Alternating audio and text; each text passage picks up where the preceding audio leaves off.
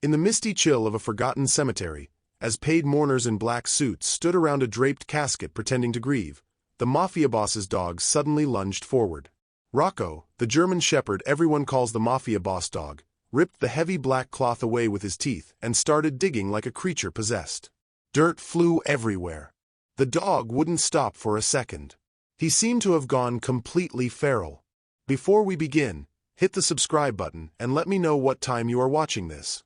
Leo Buckland, the man who ruled the city's underworld with an iron fist, barked at him to heel, but even his voice couldn't calm the beast. Something was wrong, terribly wrong, and the only way to find out was to let the dog tear the grave open. When the first pale, dirt-caked hand clawed its way up through the soil, grasping at empty air, the hired crowd screamed and stumbled backward. A woman dropped her bouquet of blood-red roses. The casket had been nothing but a prop. Beneath it, someone was buried alive. This was supposed to be a quiet cover-up, a staged funeral in the middle of nowhere to make one loose end disappear forever. The mourners were actors, the priest long gone, and the only real people present were Leonard Leo Buckland and the handful of lieutenants he still trusted, or thought he trusted. Standing at the edge of the grave, tall and stone-faced in his long black coat, Leo watched his dog lose his mind over a patch of freshly turned earth. Rocco's eyes glowed with a strange red light in the fog, his paws a blur as he dug deeper and faster, snarling like the grave had personally insulted him. Rocco and Leo had been together since 2020. Leo had walked into an illegal dogfighting pit one night, looking for a fighter who owed him money, and found a half-dead German shepherd pup instead. Ears torn, ribs showing, still trying to stand after the last fight. Something in the dog's eyes reminded Leo of himself at 15. Cornered, bleeding, refusing to quit. He shot the ring's owner on the spot, took the pup, and never looked back. He named him Rocco because it sounded like rock, unbreakable. From that night on, the dog never left his side. Rocco guarded warehouses full of cash and product, sat in on meetings where men twice his size went pale at one low growl, and slept across Leo's bedroom door like a living tripwire. Everyone in the city knew. You didn't cross Leo Buckland unless you were ready to face the Mafia boss dog first. But there was someone else who had earned a piece of Rocco's guarded heart. Someone who wasn't supposed to be in that grave at all. 6 months earlier, a new guy had started running low-level jobs for the family. Quiet, capable, never asked too many questions. Called himself Johnny Carr. Leo liked him enough to let him near the inner circle. What Leo didn't know, what nobody knew, was that Johnny Carr's real name was Officer Jonathan Carr, undercover with the Organized Crime Unit, and that every smile, every favor, every late-night drink had been part of a long game to bring the Buckland Empire down from the inside. And somehow, against every rule in both their worlds, Jonathan Carr and Rocco had become friends. It started the night a rival crew ambushed one of Leo's shipments. Bullets tore through the dockyard, sparks flying off shipping containers. Carr saw Rocco take a grazing round to the shoulder while trying to drag a wounded soldier to cover. Without thinking, Carr threw himself between the dog and the next hail of gunfire, took a bullet through the meat of his own arm, and hauled Rocco behind a crate. Later, when the shooting stopped and medics swarmed the scene, Carr knelt beside the bleeding shepherd, pressed a torn piece of his shirt to the wound, and whispered, "I've got you, boy." Rocco licked the blood off Carr's hand, once, slow and deliberate, and from that moment something shifted. The dog started seeking him out. Sitting beside him in the car. Accepting scraps of steak when no one was looking. Following him with those sharp amber eyes like he'd decided this man, cop or not, was worth protecting. Now, months later, that same man was clawing his way out of a shallow grave, gasping, half-conscious, face caked with dirt and blood.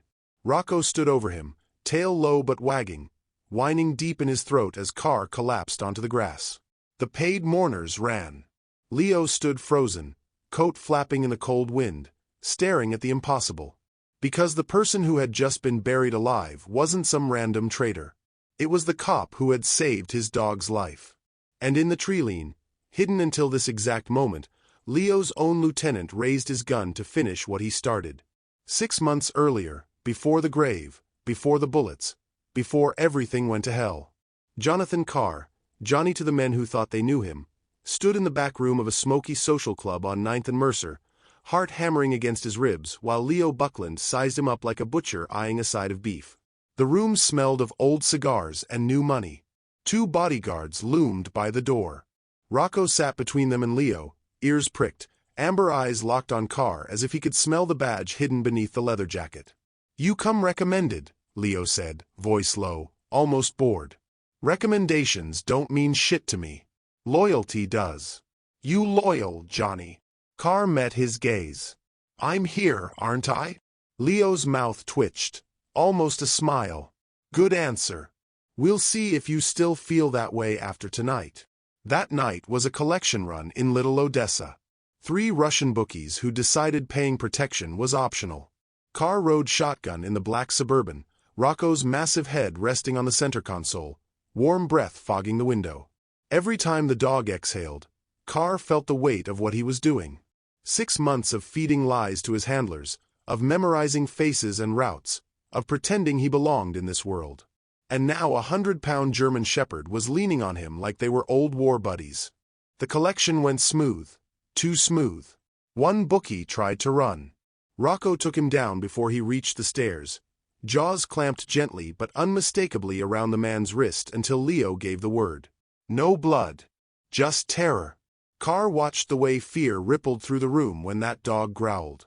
He understood why they called him the Mafia Boss Dog. Rocco didn't need to bite. The promise was enough. Afterward, in the alley behind the club, Leo lit a cigarette and scratched Rocco behind the ears. The dog closed his eyes, leaned into the touch like a house pet. For 1 second, Leo's face softened, the only time Carr ever saw it happen. "He likes you," Leo said, exhaling smoke. "Don't know why. He hates everybody." Carr shrugged, trying to look casual while his pulse raced. "Dogs know who feeds them." Leo laughed once, sharp. "Remember that." The weeks blurred into a rhythm of muscle jobs and midnight runs. Carr guarded duffel bags full of cash in warehouses that stank of diesel and desperation. He stood silent while Leo questioned, or punished, men who skimmed or talked too much. Once, a runner shorted the count by 20 grand. They found him zip-tied to a chair in the back of an abandoned fish market. Leo didn't raise his voice. He just let Rocco circle the chair, slow and deliberate, until the man was sobbing apologies into his own lap. Then Leo patted the dog's head like he was praising a child for good manners and walked away. Carr never asked what happened after they left. He already knew. But the nights belonged to Rocco. After every job, when the adrenaline ebbed and the city quieted, Carr would sit on the loading dock with a paper bag of rare steak from the butcher Leo kept on payroll. Rocco would appear out of the shadows, tail low, and take the meat gently from Carr's fingers. The first time it happened, Carr half expected the dog to rip his hand off. Instead, Rocco licked the blood from his palm and rested his big head on Carr's knee like it was the most natural thing in the world. One night, 3 months in, the rival crew hit them on the docks. Masked shooters came out of the containers like hornets. Carr saw the muzzle flash before he heard the shots. Instinct took over. He tackled Rocco, shoving the dog behind a stack of crates as bullets chewed the concrete where they just stood. Pain flared hot in his left arm. Grazed, nothing fatal, but the dog was safe. When the gunfire stopped and Leo's men chased the survivors into the river, Carr stayed on his knees, blood dripping onto the dock. Rocco nosed his wounded arm, whined once, then licked the blood away like he was trying to fix it. Carr laughed, shaky and disbelieving, and scratched the dog's ears. "Yeah, buddy," he whispered. "I got you." From that night on, Rocco shadowed him everywhere. Curled up outside the bathroom door when Carr showered at the safe house. Sat beside him in the car instead of up front with Leo. Once, Carr woke from a nightmare, dreams of blown covers and shallow graves, and found Rocco lying across his chest, warm and heavy, heartbeat steady against his own. He told himself it was just a dog. Just part of the job. But every time those amber eyes met his, Carr felt the line between cop and criminal blur a little more. Not everyone was blind to it. Vincent Moretti, Leo's lieutenant, ambitious, slick, always watching, started asking questions. Little things at first. Why does the dog follow the new guy? Why does Johnny always volunteer for the dirty runs? Why hasn't anyone ever met his family, his old crew, his girl? Smiles that didn't reach his eyes. Comments dropped in Leo's ear when Carr wasn't around. Carr felt the noose tightening, slow and silk smooth. The noose didn't tighten. It coiled, slow and patient, like a snake that already knew where to strike. Vincent Moretti started small. A ledger that didn't balance by a few thousand. A burner phone left on a warehouse table with one outgoing call to a precinct tip line. A quiet word to the Albanians that Leo's new guy, Johnny Carr, asked too many questions about their routes. Nothing that pointed straight at Carr, yet, but enough to plant rot. Vincent wanted war. He wanted Leo distracted, bleeding men and money, while he stepped into the vacuum wearing a crown nobody had voted for. Carr felt it every time Vincent's eyes slid over him, polite and poisonous. 2 weeks after the dock shootout, Leo sent them both on a cash drop at an old textile mill on the edge of the river. $500,000 in wrapped bricks for a new supplier. Simple handoff. Except the supplier never showed. Instead, 3 masked gunmen came through the loading doors, rifles already up. Carr's hand went for the Glock under his jacket, then froze. One of the masks slipped just enough. He recognized the eyes. Vincent's nephew. This wasn't a robbery. It was a message. Rocco knew before anyone. The shepherd had been lying quietly by a stack of crates. The second the doors rolled, his ears snapped forward and a growl rumbled so low it vibrated in Carr's teeth. Rocco launched, not at the gunman, but sideways, slamming into Carr's legs and driving him behind a steel pillar a heartbeat before the first burst shredded the spot where he'd been standing. Bullets whined off concrete. Carr hit the ground hard, Rocco's body a living shield over him, snarling at the shooters like he'd tear through the pillar itself. Leo's voice cut through the chaos. Cold, lethal. 2 shots. 2 bodies dropped. The third ran and didn't make it past the parking lot. When the smoke cleared, Leo stood over the dead nephew, smoking barrel lowered, staring at Vincent across the mill floor. Vincent lifted both hands. All innocence. Albanians must have followed us, boss. Bad luck. Leo didn't answer. He just looked at Rocco, still crouched protectively over Carr, lips peeled back from blood-flecked teeth, and something dark flickered across his face. That night, in the safe house above a shuttered butcher shop, Carr sat on the floor with his back to the wall and Rocco's head in his lap. The dog's breathing was steady now, but his eyes stayed open, watching the door like he expected it to open on ghosts. Carr ran his fingers through the thick fur along Rocco's neck, feeling the raised scar from the old fighting ring. "I'm supposed to take him down, you know," he whispered into the dark. "Leo. All of them. That's the job. 6 months of my life to put him in a box." His voice cracked. "But every time I get close, you look at me like I belong here. Like I'm not the enemy wearing a friendly face." Rocco huffed, warm breath against Carr's wrist, and nudged closer. "I don't know who I'm betraying anymore," Carr said. "Them. Or you." The dog's ears flicked. Outside, a car engine idled too long at the curb, then pulled away. 2 nights later, Carr caught the whisper that turned his blood to ice. He was taking out trash behind the club, menial work Vincent loved assigning him lately, when he heard voices from the half-open office window above. "Shallow grave out at St. Agnes. Old section, no cameras. Make it look like Leo ordered the hit on his own guy. Cops find a body with a wire. Leo goes down for killing a Fed. We step in, clean up, take the throne." Vincent's laugh was soft, satisfied. "Hell, we'll even give the dog a front row seat. Let him watch his master burn." Carr stood in the alley with a bag of garbage in his hand, heart hammering so loud he was sure they'd hear it through the wall. Rocco padded up beside him, pressed his shoulder against Carr's leg, and stared up with those steady amber eyes. "Yeah," Carr breathed. "I heard it too." He still had the emergency extraction phrase. 1 call and a team would pull him out before sunrise. Case over. Leo in cuffs. Mission success. He looked down at the dog who had twice saved his life, who slept outside his door, who somehow saw through every lie he'd ever told. Carr closed the burner phone and slipped it back into his pocket. Not yet.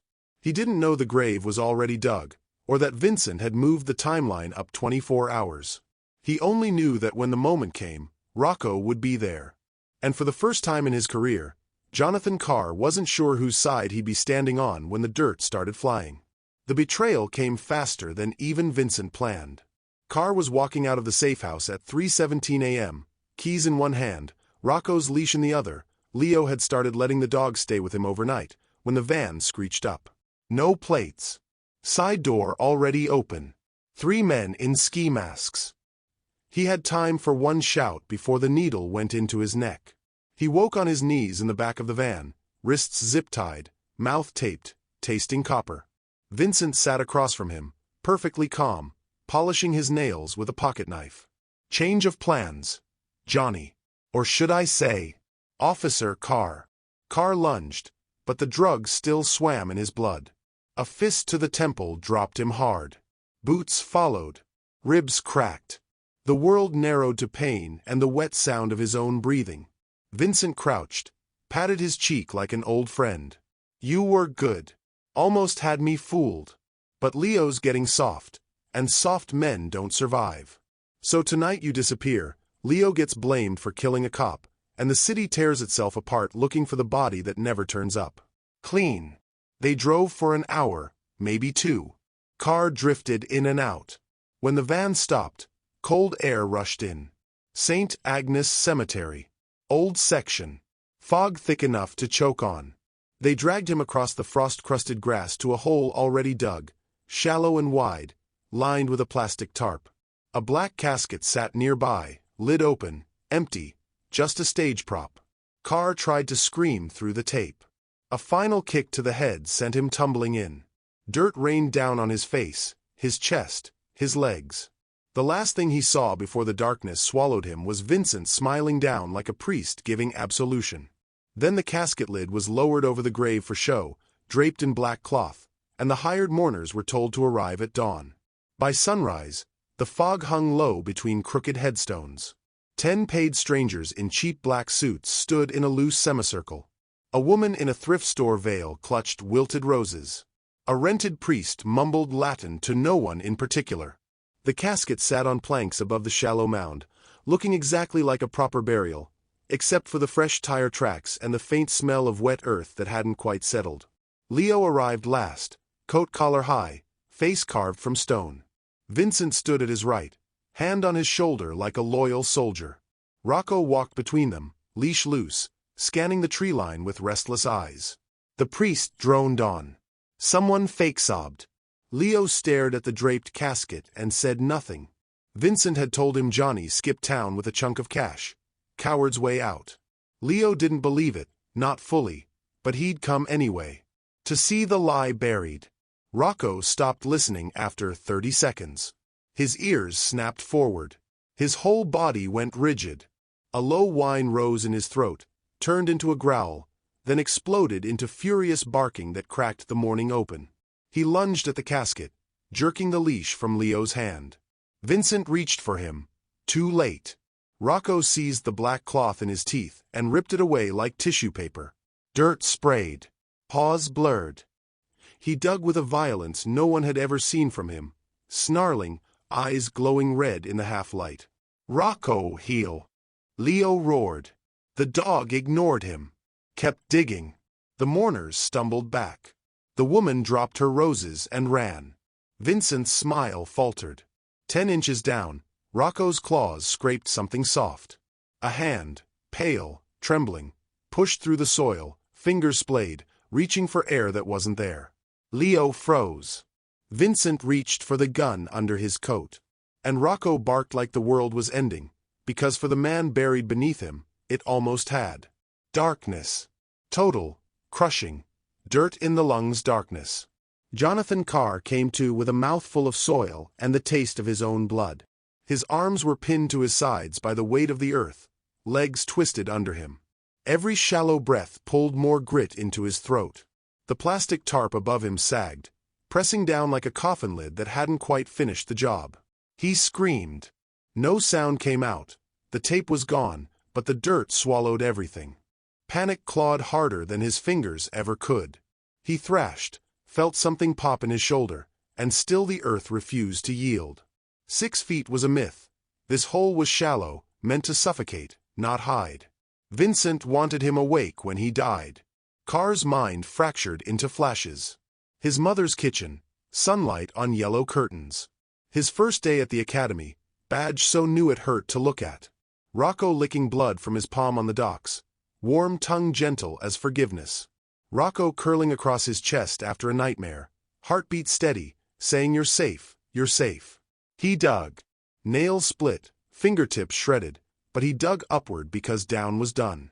Air, he needed light, needed the dog who somehow always knew. Above, the world was tearing itself apart. Rocco's paws became pistons. Dirt fountained behind him in black arcs. The black cloth lay in tatters. The empty casket had been kicked aside like trash. The hired mourners scattered, some falling over headstones in their panic.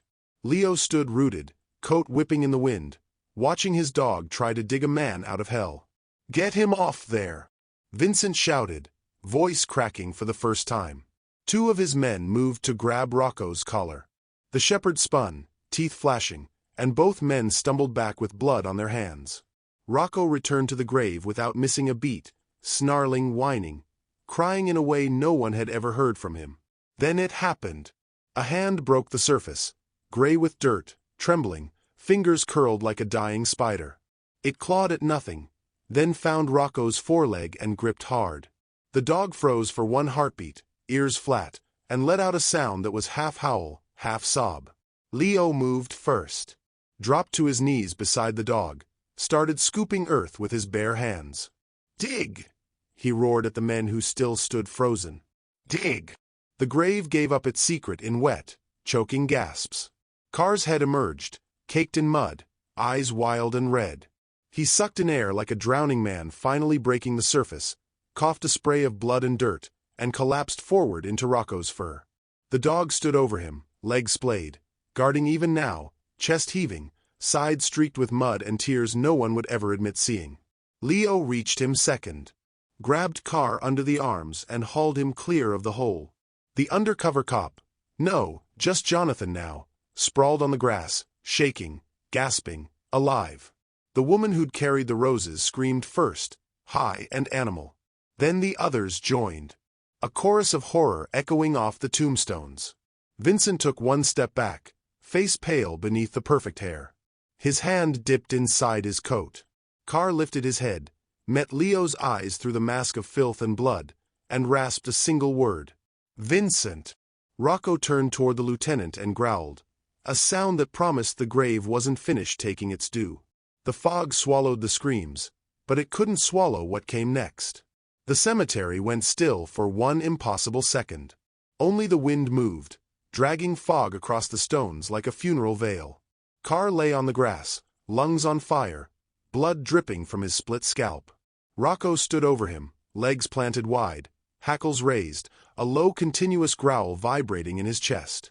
Leo knelt beside them both, hands still caked with the dirt he'd clawed out of Carr's grave, staring at the dog as if he'd never seen him before. Rocco's head swung between the two men he'd chosen to protect, the master who'd saved him from the fighting pit, and the stranger who'd bled for him on the docks. His ears flicked, torn. Then he did something no one in that graveyard would ever forget.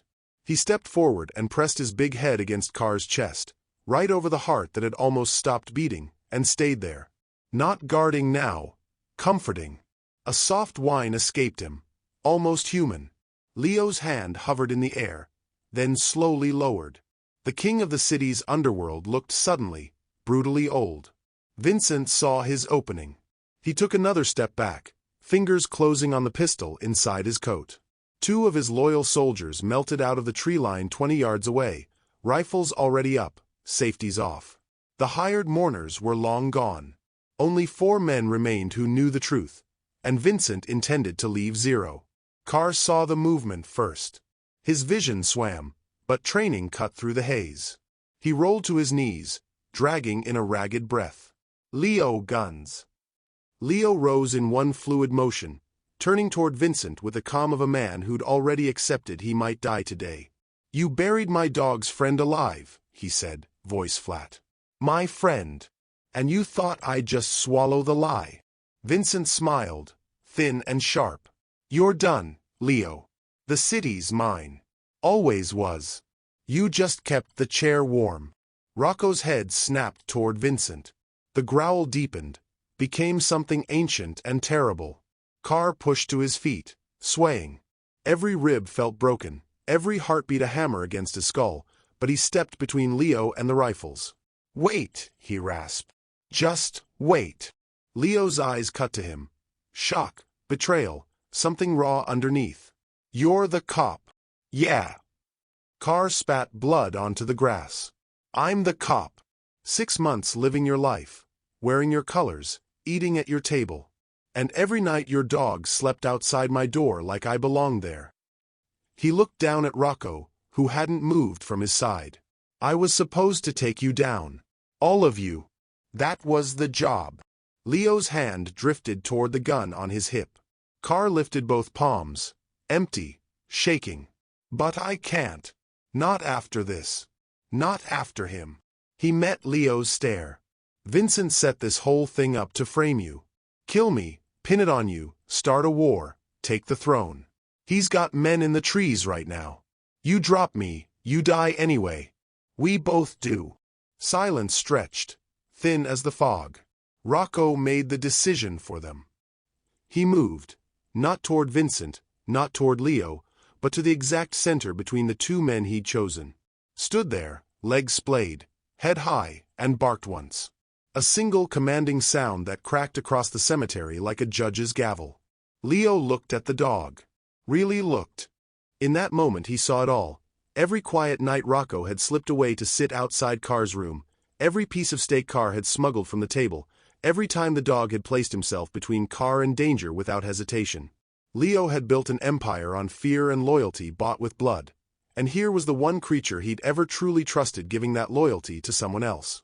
To a cop. To the enemy. And Leo understood, with a pain sharper than any bullet, that Rocco hadn't betrayed him. He'd simply found something Leo had never been able to give him, a reason bigger than fear. Leo's hand fell away from his gun. Vincent laughed. "Hi, nervous. You're both dead anyway. Take them." The first rifle barrel flashed from the trees. Rocco moved faster than thought. He spun and launched himself straight at Carr, slamming the injured man back to the ground just as the first bullet whipped overhead. Leo drew and fired in the same heartbeat. 2 precise shots that dropped the nearest shooter. Vincent dove behind a headstone, screaming orders.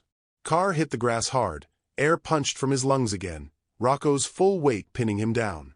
The dog's body was warm, trembling with adrenaline, heart hammering against Carr's chest the same way it had during those midnight nightmares.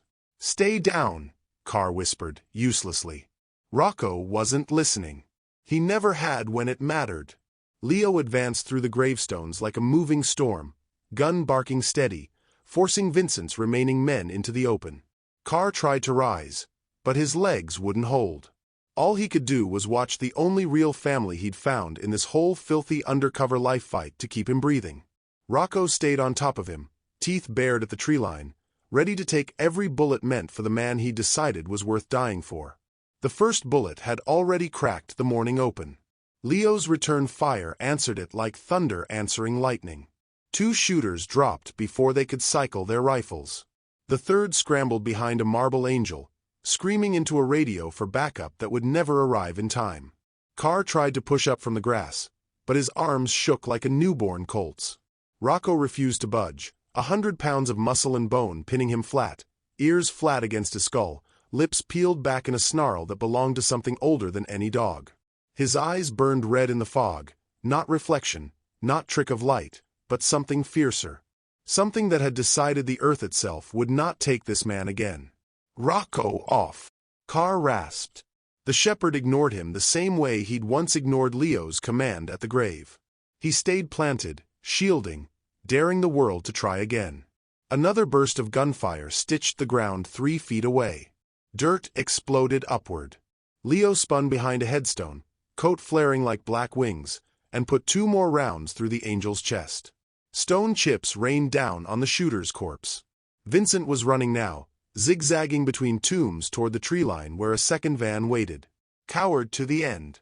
Leo started after him, then stopped. Because the dog was moving. Rocco had heard something the rest of them couldn't. A faint, wet scrape beneath the earth. A heartbeat that refused to quit. He abandoned Carr in one explosive leap and hurled himself back at the half-collapsed grave they just dragged Carr out of moments ago. No. Not abandoned. Returned. His paws became a storm. Dirt fountained higher than before, black against the gray sky. He dug with a violence that tore claws, split pads, sent blood streaking his fur. The glowing red in his eyes spread until his whole silhouette looked rimmed in hellfire. He was no longer a dog. He was judgment wearing fur. Rocco, heel, damn it! Leo shouted, real fear cracking his voice for the first time in 20 years. Rocco paid no attention. He dug like the grave had personally insulted him, like every shovelful of dirt was Vincent's face. Leo felt it then, the betrayal not from Vincent, not from Carr, but from the only living thing he'd ever allowed himself to love. The dog had chosen. And the choice wasn't him. He took one step toward the grave, gun forgotten, coat open to the wind, and whispered, "What do you hear, boy?" The answer came in a muffled, broken cry from under the earth. A second hand clawed upward, thinner, trembling, nails shredded to bone. Then a forearm. Then the crown of a head caked in mud and blood. Vincent had buried 2 men. The first had been the decoy, a nobody, shot in the van and tossed in deep to wait the grave. The second had been Carr, drugged, beaten, thrown in on top, meant to suffocate quietly beneath the corpse. A perfect frame. Leo kills a cop, buries him under one of his own soldiers. War erupts. Vincent rises. But the nobody wasn't quite dead. And Rocco had heard 2 heartbeats. The dying man's face broke the surface, eyes rolled white, mouth gaping around a scream that had no air left. His fingers scrabbled at Rocco's forelegs, smearing blood across the shepherd's chest. Rocco seized the man's jacket collar in his teeth and pulled, braced all 4 legs, and hauled with everything he had. Leo dropped to his knees beside the dog, hands plunging into the dirt again. "I've got him, boy. I've got him." Together, man and dog dragged the stranger free. He flopped onto the grass like a landed fish, gasping, coughing blood in thick ropes. His chest was a ruin of bullet holes, but the heart still fought. Carr crawled over, tears cutting clean tracks through the mud on his face. "Jesus! Mickey!" He knew the man, one of Leo's drivers, quiet kid, always slipped Rocco extra treats. Vincent shot his own guy to sell the story. Leo looked at the dying driver, then at the dog trembling beside him, sides heaving, eyes still glowing like coals. The realization hit harder than any bullet. Rocco hadn't just saved Carr.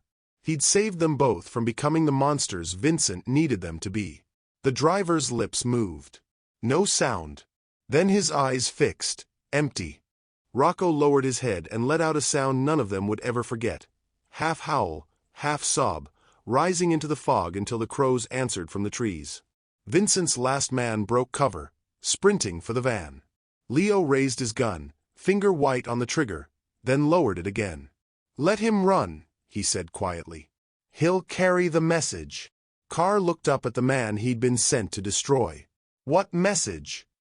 Leo met his eyes, and for the first time there was no mask, no king, just a man whose entire world had just shifted on its axis. That some things are worth more than empires. Rocco pressed his bleeding forehead against Carr's shoulder, then against Leo's knee, binding them both in the same exhausted, impossible circle. The storm wasn't over, but the unearthing was complete. The wind died the instant Mickey's eyes went blank. For one heartbeat, the cemetery was nothing but fog, frost, and 4 living souls breathing hard around 2 fresh corpses. Leo still on his knees, palms red with graveyard dirt. Carr half collapsed beside him, ribs screaming. Rocco standing over them both, chest heaving, blood dripping from torn pads, the red glow in his eyes fading to embers. Then the tree line exploded. Vincent hadn't run. He'd circled.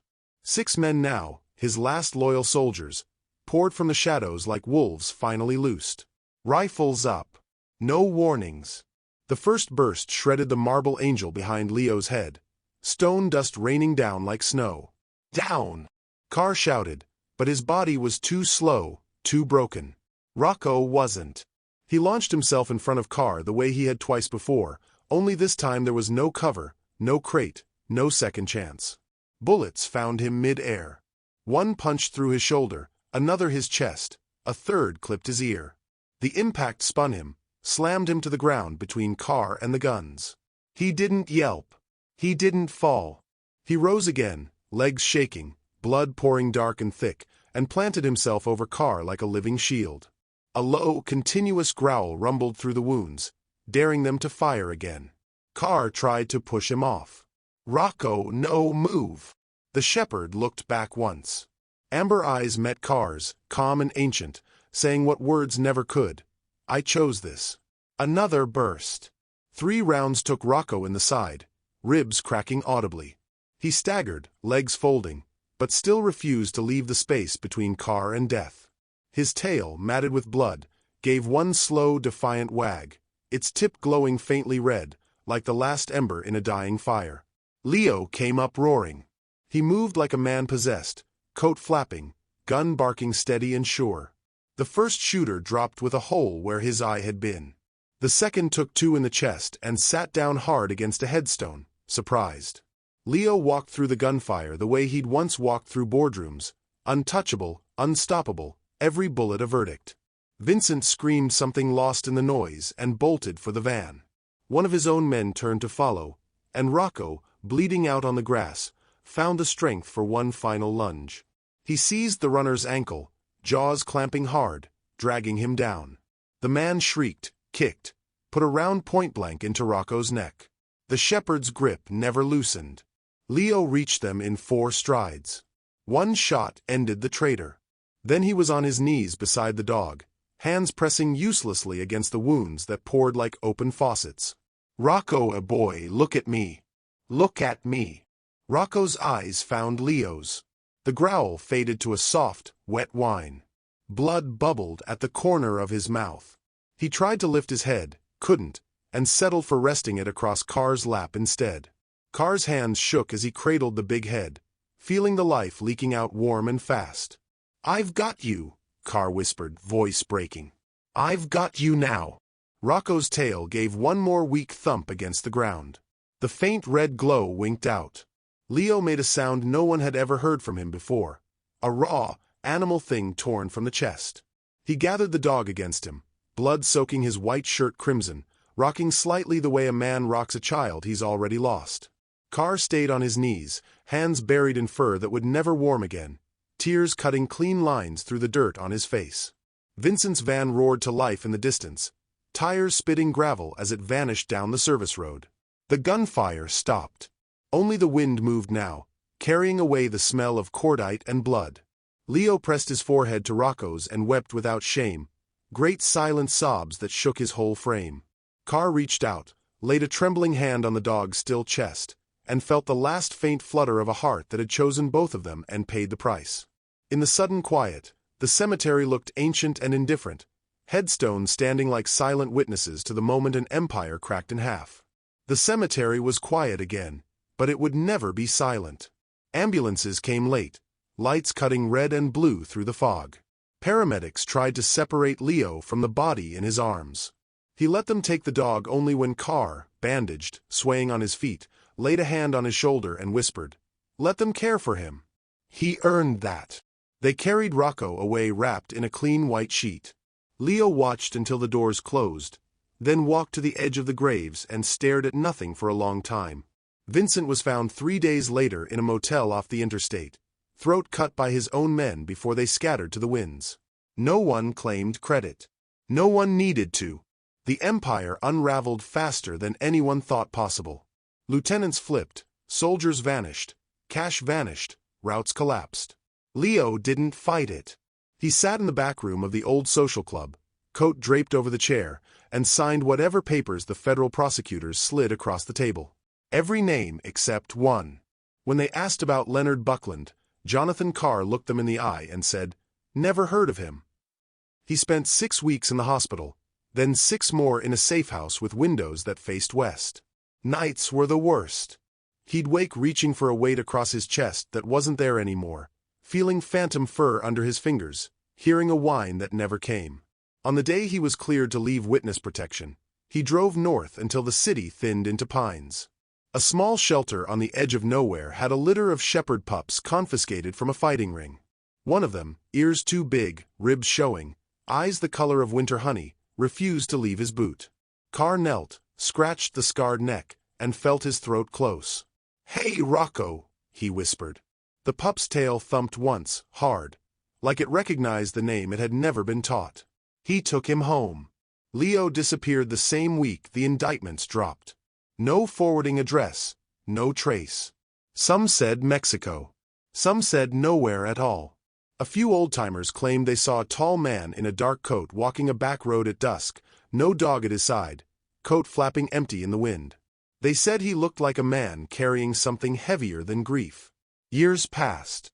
Jonathan Carr rose through the ranks, eventually commanding the same K-9 unit he'd once infiltrated the underworld to destroy. His partner wore a vest with a single name stitched in red, Rocco 2. They pulled kids from burning buildings, tracked fugitives through blizzards, sat with victims until the shaking stopped. Every medal ceremony, every news clip, Carr made sure the camera caught the tag glinting on the pup's collar. He never told the full story. Some debts you don't talk about. You just carry. One December evening, long after the city had forgotten the name Buckland, Carr took the young dog to a quiet cemetery on the outskirts. Fresh snow dusted the stones. He walked to an unmarked plot near the back fence. No headstone, just a simple bronze marker sunk flush with the ground. Rocco. Faithful beyond measure. Carr brushed the snow away with a gloved hand. The pup sat beside him, ears pricked, tail sweeping slow arcs in the powder. For a moment the wind carried the faint scent of wet earth and gunpowder, as if the ground itself remembered. Carr crouched, pressed his palm to the cold metal, and spoke the only words that ever felt big enough. "Thank you for choosing us both." Somewhere far away, a man in a dark coat paused on a lonely road, looked up at a sky full of winter stars, and felt, for the first time in years, the ghost of a warm weight leaning against his leg. Loyalty doesn't die.